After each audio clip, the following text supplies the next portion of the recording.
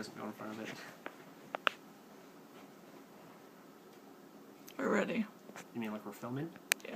Why does every video start off with these awkward pauses? You're supposed to say action. So action? Action! Okay. What's up, guys? Amos555 here, and this is the much anticipated Psychic deck profile you guys have been waiting for. This deck's awesome. We've been testing it on DN. I know DN sucks and there's lots of scrubs on there, but there are good players on there too. And this deck's actually been beating a lot of the top decks. I beat like Dragon Plants with it, Black Wings, Water, Heretics, tons of good stuff. So anyways, without further ado, I'll get on with the profile and I'll explain my choices as I go along. So we're gonna go down. There we go, like right here. Like wherever it says monster card, they're going to go right there. Alright, okay. I think I got it now. Okay, cool beans. So we got 1, 2, 3 Grandsoil. A lot of people are going to be like, whoa, 3, doesn't that clog? From time to time it can be a little cloggy, but this guy, you want to draw him, and he's like your huge power push. You know, he's still massive, he's 28, there's not as much stuff to hit him anymore, which is great. And you can always just overlay, if you're worried about him getting destroyed, into Heliopolis, and then obviously his... he doesn't have to worry about, or you don't have to worry about him leaving the field. So, I do run still one Overdrive Teleporter. I just like this guy because if you open him plus Econ or E-Tele, sorry, it's really really good. You know, you get that first turn like double synchro play, which is awesome. You can also just summon him and bring out 2 witches. I've won a lot of games just because like getting 2 witches floating is just so insane. And yeah, he's just a good card all around. So next up obviously is your main engine. You got your 3 Psychic Witches. This card's busted. Next standby phase, you bring out another Psychic monster from the Banish Zone, and you can bring out herself. So it's really, really good. Fills up the graveyard really fast. Lets you abuse with Grandsoil. I run 2 Wizards. This guy's got so much better now, just because obviously Bombless is at 1 now, and Compulsory and Torrential are at 1 as well. And those are all cards that really hurt this guy, because he does have to kind of banish as a cost, you can kind of say, but it's not actually as a cost. He just targets first, and it has to resolve, which is strange, but it's a weird ruling on him. He also gives you graveyard control. I do run 1 Cleric. He's just there for the combo with the Overdrive Teleporter, who I never ever draw. But he's also good by himself too. He's an E-Tele target. You can bring him out, and he once again manipulates the graveyard. And there's some pretty cool plays you can do with him. For Tuner Psychics, we have 2 Commanders. This guy's great. He's basically a 19er beater. Makes all your Psychics technically bigger. MVP tuner of the deck though, Psychic Jumper. This card's so insane. You just like jack stuff and you win games. It only costs 1,000 life points too, which is ridiculous. And the 1 Esper, I hate drawing it, but you know, you get that float going and it's really, really good. I was running 2 Card Troopers, but I didn't like them because you mill your good stuff, so I replaced them with Giant Rats, and these have been testing so much better. You can crash Rat, and you can also grab the Grand Mole, which is great for getting over like XYZ problem cards and synchros. But also it just gets you to Witch. You can grab Jumper, all your good stuff. So I really like 2 Giant Rat. It's a floater too, so I mean obviously it keeps your field a little safer. Like I said, the Grand Mole. I do run 2 Maxx. I'm not running Valor. I don't really like Valor. I mean, it is a lot better this format, and if I could find room for it, I probably could cut some stuff for it. I was thinking maybe dropping Torrential and the 1 Miracle Synchro Fusion for 2 Valors, but I really don't think you need it. So these are great just because they work well with Grandsoil, and obviously drawing cards is good because I do run these hand traps, these lovely hand traps. 2 Trags, still good even though, you know, Evil Swarm's a deck, and of course. So that's it for the monsters, 23 monsters. Onto the spells, huge spell lineup this time around. 1, 2, 3 E-Tele, best card in the deck. You know, lets you do your like Witch Jumper plays, lets you do Synchro plays.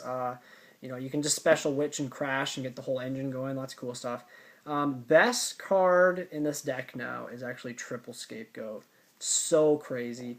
Synchro plays, it keeps you alive. You don't get OTK'd anymore. The fact that like the best opening hand is you open this and Witch, because you like set this and Witch. They'll kill the Witch, you banish Esper, and then your end phase you activate the Goat. And then you have like so many synchro options. The Esper is going to special, it's going to banish a card. You could synchro for Naturia Beast, you can synchro for Barkion, then you know all their traps you can go off because you're safe. It's just so good, and obviously, you know, it works amazingly with this little card too, which I'm loving, because this deck just like, it's all about stealing cards. Scapegoat and Econ is ridiculous. If they have a monster in the field after that play and you do the Econ with the Esper Girl, you tribute one of the Goat tokens, because it's not for a summon, steal their monster, and then you can synchro for like an 8. 7, whatever you want. I've also won a lot of games with this because you make a big board, you tribute your monster, and you just like swing with their Gorz or Trag or something to drop for games. So it's just super devastating. Obviously, you can use it defensively as well. 1, 2, 3 Mystical Space Typhoons. I feel like you need 3 now because traps do really hurt. This deck especially, I mean, you know, you can usually play around them because of the E-Tellies, but, you know, the one perfectly timed Vanity's Emptiness or something can really hurt you. So I think you need this. Just running 1 Miracle Synchro Fusion now. I usually never set it, but it's just there to make the ultimate Axon Kicker because this guy's just way too good now because there's only like 3 cards that kill him. So this has actually been, just the 1's been testing a lot better than 2. You don't see it as much as you'd like, but it's still great.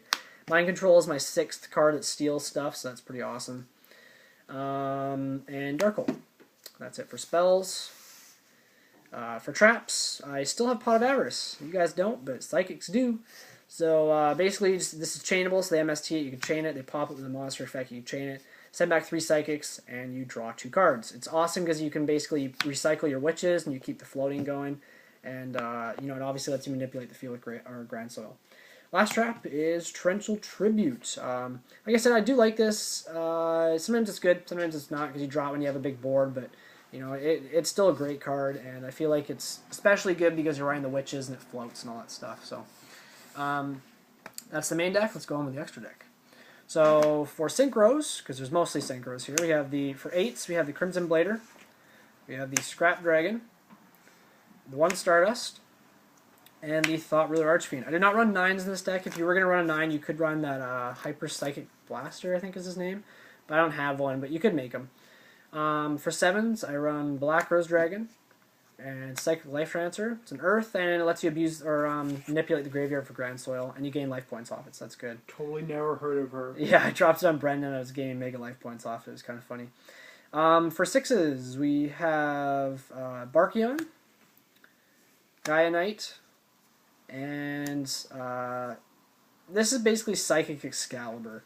You just it lets you look at your opponent's hand, too. You just declare a card type, look at that card in your opponent's hand. If you call it right, he gains 1,000 attack points until your opponent's end phase. So he goes to 34, so he's really good.